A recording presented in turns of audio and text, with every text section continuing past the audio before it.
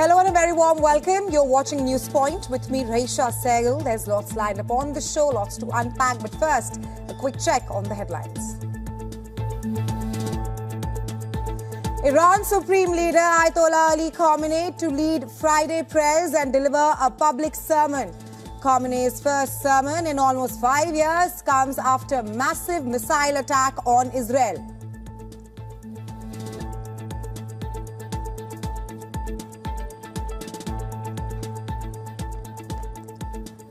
Israeli airstrikes in Beirut target former Hezbollah chief Hassan Nasrallah's presumed successor Hashim Safieddine, says reports. Attack on meeting of senior Hezbollah leaders in an underground bunker.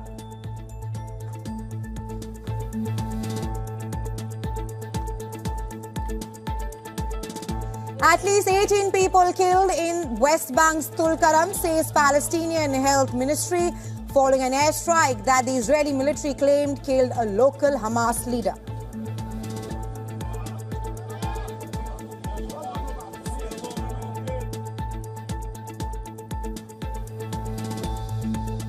Mobile internet has been blocked in Islamabad and forces called out to prevent demonstrators called by supporters of former Pakistan Prime Minister Imran Khan.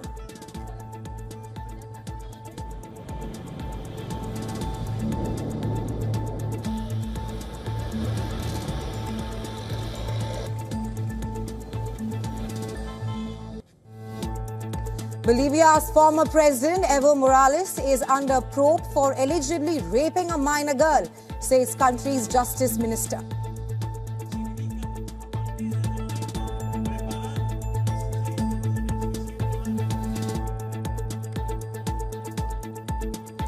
North Korea's leader Kim Jong-un warns his forces would use nuclear weapons without hesitation if Pyongyang was attacked by the South or the US.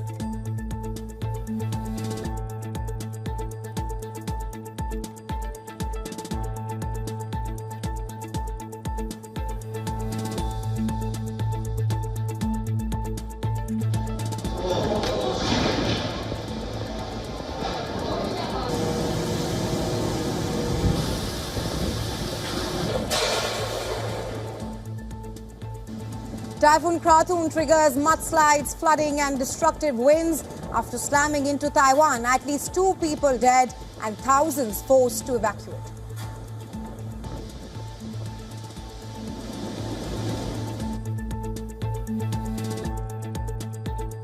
The Indian rupee, after briefly strengthening to 83.50 last month, has retreated and is now testing a new low of 84. This comes on the heels of Indian stocks crashing about 2% on Thursday.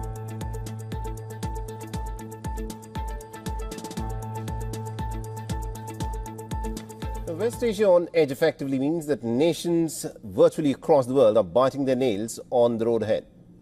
From the biggest economic powerhouses on the planet, the stakes are pretty massive, extending to economic investments, oil supplies and more. And our next report gets you more details.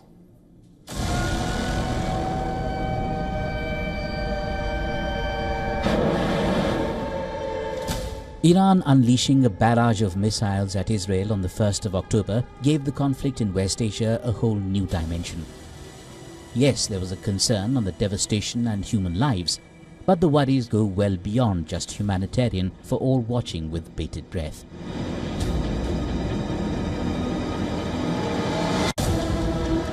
The region is India's primary source of oil and gas. There are 9 million Indians who live and work in West Asia.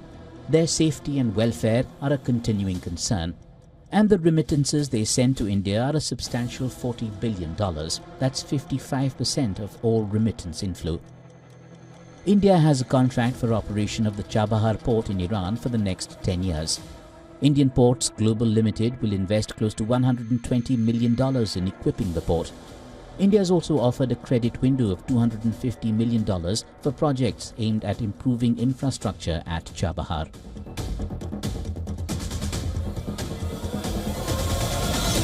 The US has a strong military presence in West Asia.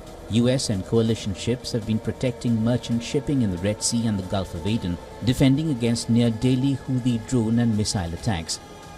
As of October 2024, US defense officials said there were some 40,000 service members in West Asia, many on ships at sea in the region. The United States has military facilities across at least 19 sites, 8 of them considered to be permanent by many regional analysts. In countries including Bahrain, Egypt, Iraq, Israel, Jordan, Kuwait, Qatar, Saudi Arabia, Syria and the United Arab Emirates. Escalating conflict will also push up already high logistics costs, besides hurting trade in sectors such as oil, electronics and agriculture.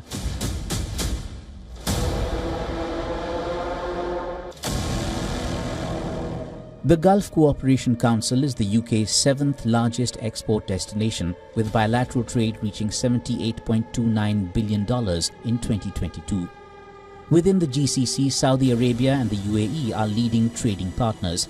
The GCC plays a crucial role in the UK's economic landscape, particularly in key sectors like energy, finance and technology. GCC investors play a significant role in the UK's real estate investment landscape.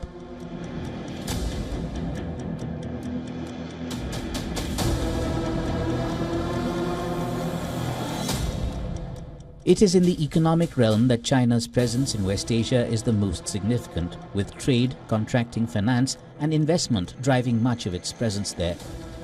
China is a top 5 source for imports of every state in the region, as well as an important export market for several countries. Beijing is also the top trade partner for both Iran and Israel, although there are significant political tensions in both relationships.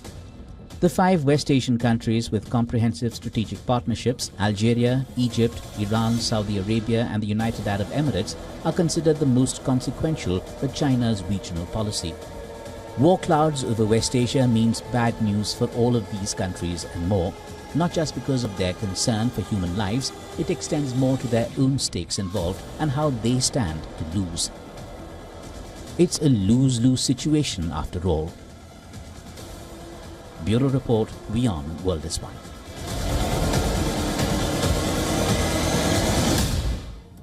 Amidst the non-stop Israeli bombardment, the IDF claims that it has killed about 250 Hezbollah fighters in the last 4 days in southern Lebanon. According to the IDF, amongst the 250 Hezbollah fighters, there were at least 21 field commanders as well. Now, Hezbollah has yet to confirm the figures. The Israeli forces have also uncovered rockets and missile launchers inside of a residential house in southern Lebanon. Meanwhile, an Israeli strike near Lebanon's Masna border crossing has created a 4-meter-wide crater, cutting off a critical route used by hundreds of thousands of the Lebanese people who are trying to flee from this relentless Israeli bombardment. The road had been used by over 300,000 people, most of them Syrians, who are seeking refuge from the Israeli bombs. Now, Israel claims that the crossing was also a tunnel that was used by Hezbollah to move military supplies. Now, Hezbollah has been retaliating to the Israeli strikes since the IDF began the ground invasion of southern Lebanon. Hezbollah has released footage claiming that their rocket fire targeted the Mossad headquarters on the outskirts of Tel Aviv. And this comes as Beirut remains under heavy bombardment by Israel. The strikes have left multiple people dead and hundreds of others are injured. Whether he's trying to influence the election or not, I don't know, but I'm not counting on that. This week, Senator Chris Murphy said it's certainly a possibility that the Israeli government is not going to sign any diplomatic agreement prior to the election, which is what you have been calling for so long, potentially to try to influence the result. Do you agree? Do you have any worries that Netanyahu may be trying to influence the election and that's why he has not agreed to a diplomatic solution? No administration has helped Israel more than I have. None. None. None. And I think Bibi should remember that. And whether he's trying to influence the election or not, I don't know, but I'm not counting on that. You've said many times recently that you want to speak to him, that you plan to. No, I didn't say plan to. I didn't say want to. You don't want to? No, I didn't say that. You're making it sound like I'm seeking and speaking. I'm assuming when they make the judgment of how they're going to respond, we will then have a discussion. North Korea is furious. Its leader Kim Jong-un is issuing a chilling threat to annihilate South Korea with nuclear weapons if attacked. Now, Kim's latest tirade comes in response to the South Korean President Yoon Suk-yeol's warning that any nuclear attack by North would in fact spell the end of the Kim Jong-un regime. Now, clearly, the tensions are once again peaking in the Korean Peninsula. This alarming declaration has come as tensions on the Korean Peninsula escalate weeks after Kim's visit to a uranium enrichment facility capable of producing weapons-grade nuclear material. Last month, North Korea fired multiple short-range ballistic missiles. North Korea's nuclear ambitions are nothing new, but the timing of Kim Jong-un's latest rhetoric adds more urgency. While touring a military base, Kim declared that if South Korea encroached on the North's sovereignty, Pyongyang would use without hesitation all offensive forces that it possesses, including nuclear weapons. Now, North Korea has in fact amassed a significant arsenal of nuclear material over the decades, with estimates suggesting that it has enough fissile material to build dozens of bombs. Now, Pyongyang has conducted 6 underground nuclear tests, signaling its readiness to back its threats with action. North Korea is constantly sending a message that it is an irreversible nuclear state. So if there is a negotiation with the United States, it would make a deal inside the framework as a nuclear state.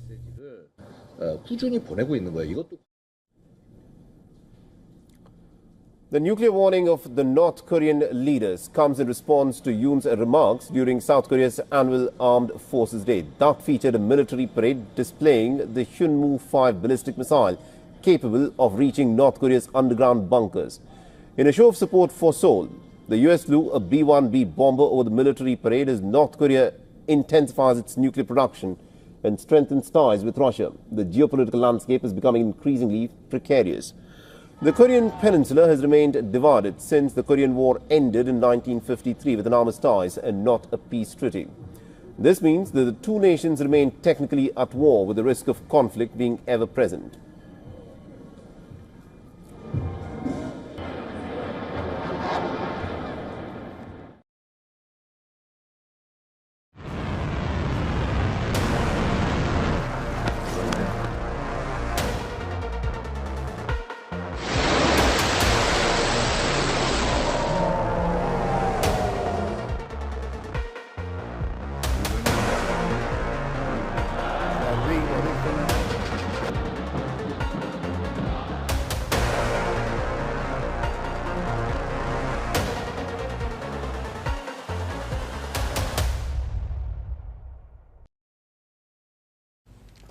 We've talked about the West, we've talked about Iran's proxies. These are groups that have picked a side. Their allegiance is pretty clear.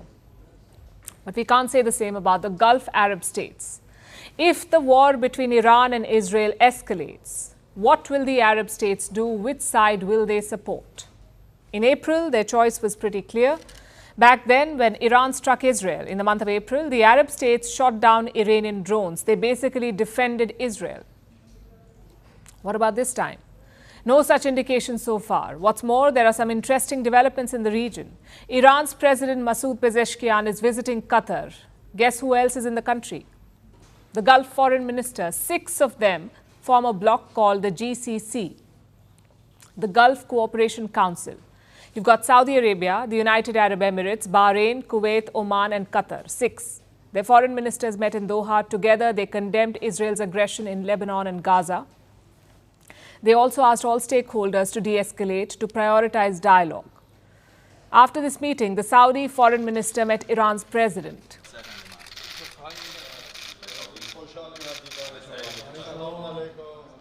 The Saudi foreign minister and the president of Iran, they exchanged a handshake. They even held delegation-level talks. Pezeshkian called Saudi Arabia a brother nation. Now, his intentions are quite clear. Israel could strike any moment. Yet he flew all the way to Doha and held these meetings. He's trying to rally the Muslim world. He wants to see if he can count on the Arab states. Well, can he? Let's look at the dynamic. Iran and the Arab world have traditionally been rivals. Iran is a Shia Muslim country. The Gulf Arab states are Sunni Muslims. So the rivalry was religious and political. But right now, relations are at a good place. China brokered a normalization deal between Saudi Arabia and Iran, and since then, ties have improved. Last year, Iran's president visited Saudi Arabia for talks. Even the new president, Pezeshkian, was congratulated by Riyadh. So the Arab states have no reason to rock this boat, to disrupt this reset. They mainly have two priorities. One is Palestine, the other is business. That's all that they care about. Most Arab people support Palestinian statehood. The war in Gaza has been traumatic for them. So the Gulf rulers cannot abandon the cause so easily. At least in public, they must put up a facade. Secondly, a lot of money is at stake. Iran sits on a very important trade route, the Strait of Hormuz. Nearly 30% of the world's oil passes through this route. In the past, Iran has threatened to shut it off, and if war breaks out, they may actually do it. Iran could disrupt the global oil supply. They could also strike Arab oil refineries. In fact, Tehran has reportedly warned about this. They told the United States that if Iranian refineries are attacked, Arab ones would also burn. That's the biggest worry for the Gulf states. Disruptions to oil and trade. Would they like to see Iran weakened? Well, maybe. Would they like Iran's nuclear program destroyed? Definitely. But the fallout is too unpredictable, which is why Gulf states want a de-escalation. And what are they doing to achieve it? Not very much. The Gulf Arab states are close allies of the US, yet they haven't pushed Joe Biden on this issue. Look at their statement in Doha. This is what they've said. We urge the international community to fulfill its responsibilities to maintain security and stability in the region and to implement international legitimacy resolutions related to the area. They're asking the global community to step in.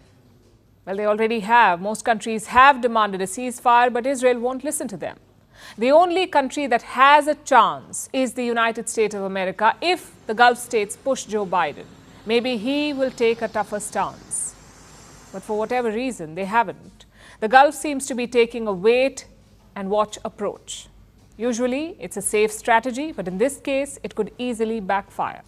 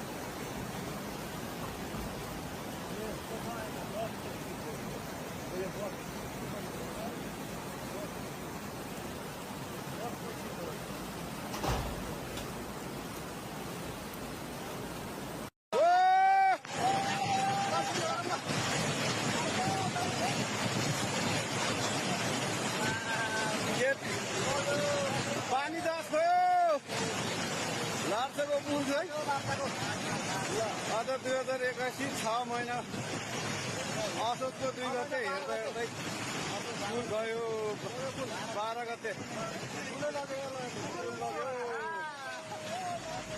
लग्यो पुल लग्यो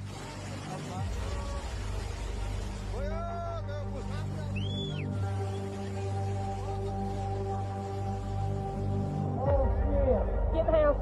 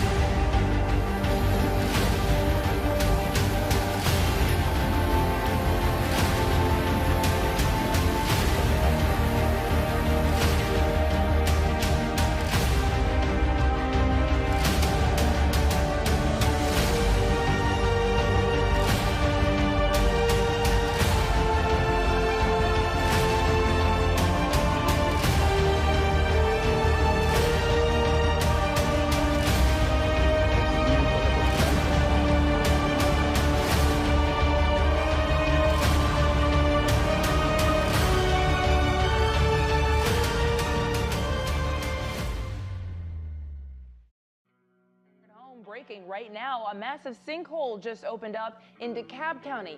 This is on top of the fallen trees and power loss that it's already been keeping our first responders very busy today. Atlanta News First Don Shipman is live with the Coolray First Alert breaking news tracker near the Chinatown Mall in Chamblee. And Don, this thing is giant. Nepal is grappling with extensive damage after torrential rains swept across the country, causing widespread flooding and landslides. Our recovery efforts are underway as the death toll hits 200, with almost 30 people still missing.